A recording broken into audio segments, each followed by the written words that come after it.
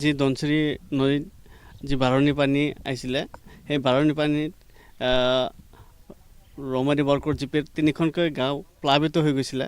তাত খেতি বাতিৰ যথেষ্ট ক্ষতি হৈছে। প্ৰায় এনেকুৱা বালি পৰিছে, ওপৰত পলস পৰিছে। 2-3 বছৰলৈকে কোনো খেতি বাতি কৰা সম্ভৱ নহয়। আৰু 4-5টা ঘৰ ডাইৰেক্ট উটুৱাই লৈ গৈছে। ইয়াত তাৰমানে কি হৈছে, এটা ছাইডত অপজিট ছাইডত আপোনাৰ মথাউৰি হৈছে। মথাউৰিৰ ভিতৰত নদীৰ ছাইডতো কিছুমান ঘৰ আছিলে। আপোনাৰ প্ৰায় আমাৰ যিহেতু 100 ঘৰ মানুহ নৈৰ ভিতৰত আছে। জলসম্পদ বিভাগৰ মানুহে আপোনাৰ ছাৰ্ভে কৰি এইখিনি মানুহক স্থানান্তৰ কৰিব লাগিছিলে। আজি হয় এদিনৰ কাৰণে পানী আহিছিলে, যদি 2 দিন বা 3 দিনলৈকে পানী থাকিলে হয়, এই মানুহৰ চিনচাপ নোহোৱা হৈ গ'লে হয়। কিবা কাৰণত যদি কোনোবা বান্ধৰ পানী এৰিলে হয়, ৰাতি হঠাৎকৈ পানী আহিলে হয়, তেতিয়া এই মানুহবিলাক মৃত্যুৰ মুখলৈ ঠেলি দিয়া হ'ল হয়।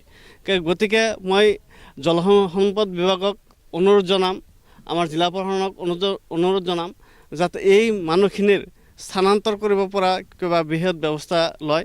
আৰু যিখিনি ওচৰ চুবুৰীয়া গাঁৱৰ খেতি বাতি নষ্ট হৈছে, সিহঁতকো যাতে ক্ষয়ক্ষতি পূৰণ দি কিবা এটা আৰ্থিকভাৱে সহায় কৰে বা পুনৰ আগৰ অৱস্থালৈ ঘূৰাই আনিব পৰা কিবা ব্যৱস্থা লয়, তাৰ বাবে অনুৰোধ জনাম।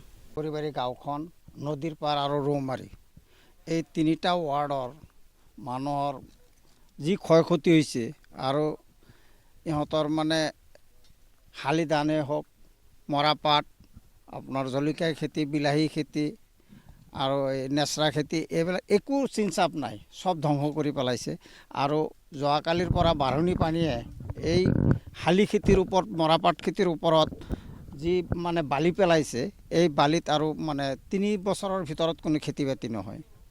সেইকাৰণে আমি এই 3খন গাঁৱৰ মানুহৰ সহায়ৰ কাৰণে আমি দৰং জিলা প্ৰশাসনৰ ওচৰত কৰজোৰে অনুৰোধ জনাইছোঁ যে এওঁলোকক মানে কেনেকৈ মানে সকাহ দিলে এওঁলোক চলিব পাৰিব, এই ব্যৱস্থাটো কৰাৰ কাৰণে অনুৰোধ জনাইছোঁ।